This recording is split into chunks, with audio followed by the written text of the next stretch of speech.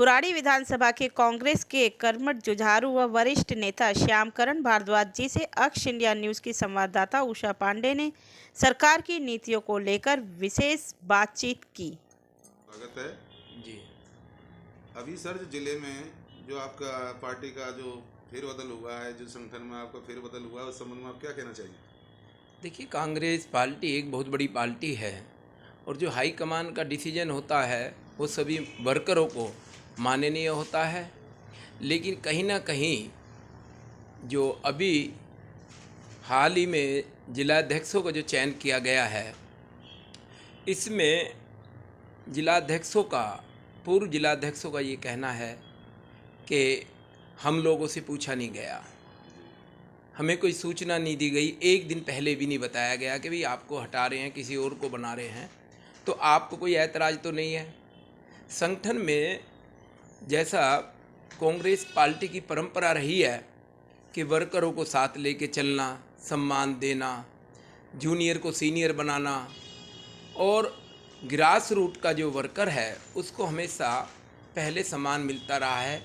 चाहे इंदिरा गांधी जी का समय देख लीजिए, राजीव गांधी जी का समय देख लीजिए, सोनिया गांधी जी और अब राहुल गांधी जी, प्रियंका गांधी जी जो पार्टी के लिए संघर्ष कर रहे हैं, उसमें कहीं ना कहीं वर्कर जो कांग्रेस का ग्रास रूट का उसका भी योगदान है, वो भी बढ़ चढ़ के हिस्सा लेता है।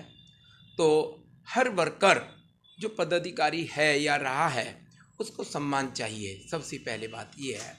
दूसरा बात ये कहना चाहता हूँ कि एक तरफ कांग्रेस पार्टी कहती है कि भाई तानाशाही और तानाशाह जो सरकार है बीजेपी की, जो प्राइम मिनिस्टर हैं नरेंद्र मोदी जी, जो कभी किसी की सुनते ही नहीं हैं और एकदम नोटबंदी का डिसीजन था, किसी को पूरे देश में नहीं पता था लेकिन एकदम अनाउंस कर दिया। तो फिर ऐसे ही एकदम अनाउंस कर दिया कि सुबेरी जो है जिलाध्यक्ष इन लोगों को बना दिया गया। तो फिर राहुल गांधी, सोनिया गांधी जी, प्रियंका गांधी जी, कांग्रेस हाई कमान में और मोदी जी में क्या अंतर रहा कि बिना किसी को सूचना दिए किसी का सम्मान एकदम ऐसे छीन लिया जाए जिलाध्यक्षों का। तो मुझे सुनने में आ रहा है कहीं ना कहीं लोगों में भी रोष है। आम कार्यकर्ताओं में क्या प्रतिक्रिया है सर इस फैसले से? देखिए, फैसला तो जो हाई कमान बना करके वर्कर के ऊपर थोप देती है, चाहे वो कैंडिडेट बना के दे दिया जाए, चाहे वो जिलाध्यक्ष बना के दे दिया जाए, उसको वर्कर अपनाते तो हैं लेकिन वक्त लगता है और वक्त मजबूत होता है और संगठन मजबूत होने से पार्टी मजबूत होती है। सर, विपक्ष आरोप लगाता रहता है कि हमेशा कांग्रेस एक परिवारवाद की राजनीति करती है, क्या आप इससे सहमत हैं? देखिए, कांग्रेस पार्टी ने कभी परिवारवाद की राजनीति ना की और ना ही करते हैं आज भी। बात यह है, सब लोगों का ये कहना है, जो विपक्ष कहता है मोदी जी की सरकार, मोदी जी बीजेपी के लोग जो कहते हैं कि भाई इस पार्टी के अंदर परिवारवाद है, तो मैं ये कहना चाहता हूँ कि जितना सम्मान कांग्रेस पार्टी ने सीनियर नेताओं को, गरीब नेताओं को दिया, सेवा दल से चाहे उठ के लोग गए हैं, चाहे ग्रास रूट से गए हैं, एक अपने आप में इतिहास रहा है कांग्रेस पार्टी का। कभी भी कांग्रेस पार्टी ने छोटी राजनीति नहीं की। सर, अभी दिल्ली सरकार ने, मुख्यमंत्री माननीय केजरीवाल जी ने जो नई आबकारी नीति दिल्ली में जो लागू हुई है कि शराब की दुकानें सुबह 3 बजे तक खोली जाएंगी, जिसके खिलाफ जगह जगह धरने प्रदर्शन हो रहे हैं, जिसमें शराब खरीदने के लिए जो युवाओं की उम्र है 25 से 21 कर दी गई है, क्या नई पीढ़ी नशे की लत का शिकार नहीं होगी सर? देखिए, इससे साफ जाहिर है कि क्राइम बढ़ेगा। जो यूथ है, नई उम्र जो है, पहले से भी कुछ लोग तो ऐसे हैं कि खुशी में शराब खरीदते हैं, वही आदमी पैसे कमा के आता है, किसी के घर में फंक्शन होता है, लेकिन कहीं कुछ मेरी माता बहनें जिनका परिवार चलना, सुबह से शाम की जो रोटी है वो घर का जो मर्द होता है उसी के ऊपर निर्भर होती है, वो पैसे कमा के लाता है लेकिन वो घर तक नहीं पहुंचता, सीधा ठेके पे पहुंच जाता है। बहुत लोग ऐसे हैं, बहुत घर ऐसे हैं कि सभी लोगों के यहाँ भुखमरी, एक ऊपर से मंदी का दौर, महंगाई का दौर, ऊपर से ये जो टाइम रखा है 3 बजे का, गवर्नमेंट ने जितना पैसा लेना था, जो सरकार का अधिकार था, सरकार के अधिकार के अंदर ये चीज़ें आती हैं, सरकार ने बेच दिया। अब भाड़ में जाए दिल्ली की जनता, भाड़ में जाए परिवार, भाड़ में जाए युवा, कहीं भी जाए, ये सरकार सिर्फ केजरीवाल जी की पैसे तक सीमित रह गई है कि पैसा चाहिए, चाहे जो मर्जी हो। ये केंद्र सरकार की होड़ कर रही हैं। जैसे उन्होंने, केंद्र सरकार ने सारे रेल बेच दिए, बंदरगाह तक की जगह नहीं छोड़ी।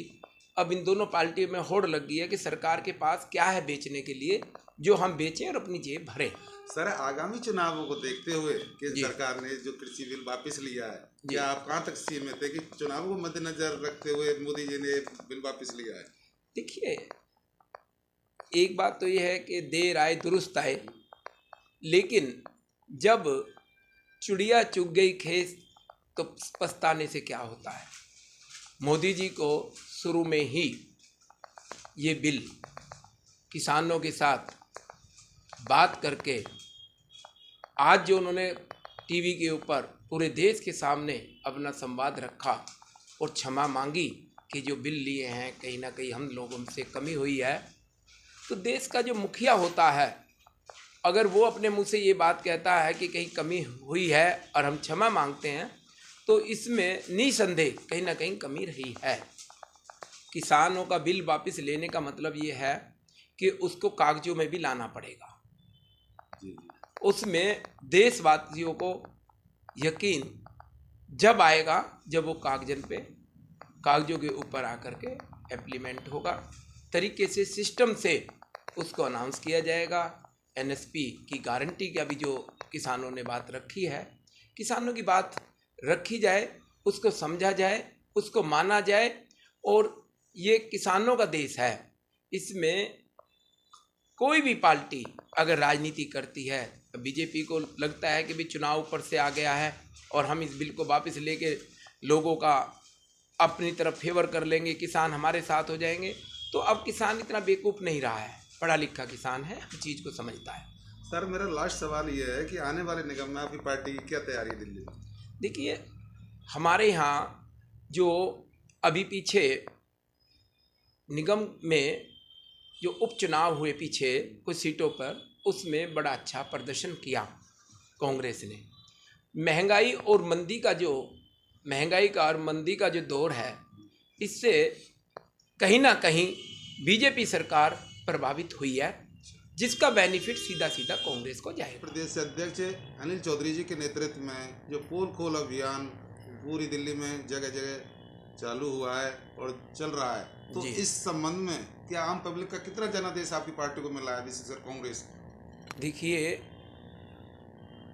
हाई कमान के आदेश अनुसार दिल्ली प्रदेश कांग्रेस कमेटी ने पोल खोल जो अभियान ब्लॉक वाइज, जिले वाइज रखा, इसमें प्रचंड लोगों का बहुमत मिल रहा है। जहाँ जहाँ भी हम लोग पोल खोल के प्रोग्राम में शामिल हुए, जो हम लोगों ने अपने इलाके में किया, उसमें लोगों के मन में कहीं ना कहीं ये बात थी कि इस सरकार से, बीजेपी सरकार से कांग्रेस की सरकार ठीक थी। ये सही है कि खाते थे, खिलाते थे, कुछ लोग ऐसा भी बोलते हैं, लेकिन कहीं ना कहीं संपन्नता तो थी, लोगों में संपन्नता थी। व्यापारी आज रो रहा है, नौकरशाही चरम पर है, नौकरी नहीं है, बेरोजगारी चारों तरफ फैली हुई है। तो लोगों के दिमाग में अब ये आ गया, लोग वहाँ बोलते हैं, हमने सुना है पब्लिक से कि यार इनसे बढ़िया तो कांग्रेस ही थी, इस पार्टी से कम खा रहे तो रहे रोटी, महंगाई नहीं थी इतनी, पेट्रोल डीजल के भाव इतने नहीं थे। तो इसका सीधा सीधा फायदा 2022 में निगम के चुनाव में देखने को मिलेगा।